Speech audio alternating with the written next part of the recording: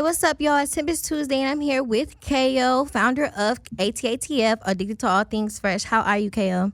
I'm good. Good. So I want to let everyone know, first question, where are you from? Born and raised in Atlanta. Okay. So can you give us a little bit of information about A.T.A.T.F? So ultimately we started out as a buy, sell, and trade marketplace on the Facebook platform, but we transcended well beyond that. Mm-hmm. Now we're looked at like it's like a lifestyle brand now. Also mixed in conjunction with that, it's also a community, cult community at that. So we have multiple verticals within the brand, not only just the marketplace. We have agency tendencies, clothing brand. It's some of everything, community for the most part. Okay, dope. So what inspired you to create A.T.A.T.F? So back in like 2010, 2011, there were a lot of like violence going on what's the platform? Craigslist. Mm-hmm. And on Craigslist, you can literally just crank up a Google number, go over there, set up a transaction, and potentially go wrong. So rather than doing that, we just started, bringing all that, the great transactions over to Facebook, and just kind of took off from there. That's dope. So what is there anything new that we can expect from A.T.A.T.F going into the new year? Yeah, so next year, we just did Coachella, which was the IRL event. But next year, we're highly focused on the media aspect. So think of us as your complex for Atlanta. Mm-hmm. So that's our focus and our next scout out for next year. Okay, so when you first started A.T.A.T.F, what was one of your big obstacles you faced in that first going on? To be completely honest with you, there weren't any obstacles because the brand is ultimately something that was a lifestyle. So right. It wasn't even nothing that it was no hurdles or any of that. We were just being ourselves. That's amazing. And it just kind of turned into its own thing. Okay, so tell me about your top 5 favorite sneakers.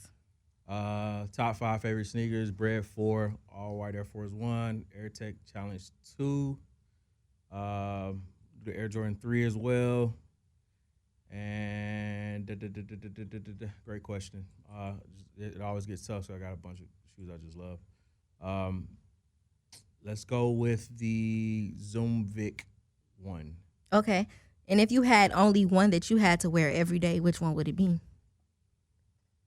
It'd have to be 2. 2? Yep. But you only get one. If I say 1, it's gonna be too basic because all white Air Force 1 gonna go with everything. But I'm gonna go Bred 4. Okay, that makes sense. I like Bred 4s. 1A, 1B. Okay, so do you plan on ever wanting to open up your own sneaker storefront? No. If we did, it would be retail. Really? It's too many consignment stores in the city of Atlanta, to be honest. But also, I think our brick and mortar, the way that our brand is set up, it doesn't really. We can be that retail store, but I think we're kind of more so on the verge of like a studio space for people to kind of like throw events and things of that nature. Okay, I like that. So, what are 3 sneakers that you could say that you would be comfortable with never seeing in your life ever again? The Fila Disruptor is one of them. Let's see, Beat Dirty all white Air Force 1s.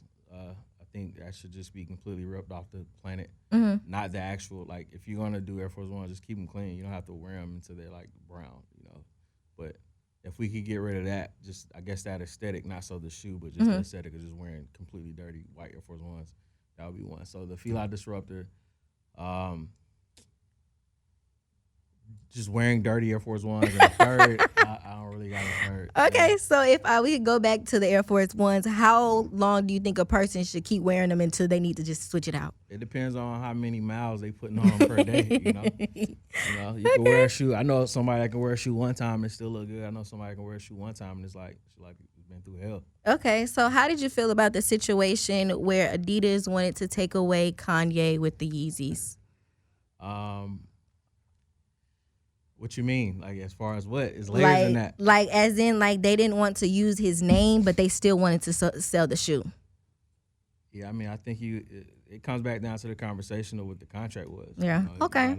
We got to stop blaming ourselves at times and know that we're signing the contract. So I think if I'm going to take that approach and I'm partnering with a big company like that, I know if we split ways, I want to be able to control my IP. Okay. But also at the same time, that might have been one of those red lines where it's like, if we help you, create these designs, it's something we got to own. But Adidas does it with the Kobe Bryant sneakers, so really it's not even nothing too crazy. Okay. So, what could you tell someone that's younger than you that has the idea of growing up and saying that they would want to create a platform that somewhat like you created? What advice could you give them? Focus on community. Once you lock in and hone in on community and people that rock with you, Hmm. you can do whatever you want to do from there. Okay. Well, I also want to say thank you for coming by and talking to me today, and I wish you well on your journey. And shout out to A.T.A.T.F. Can you tell everybody where they can find you? Yeah, you can follow the big page at A.T.A.T.F, or you can follow my personal page at K.O from A.T.A.T.F. Period. You heard him. We out.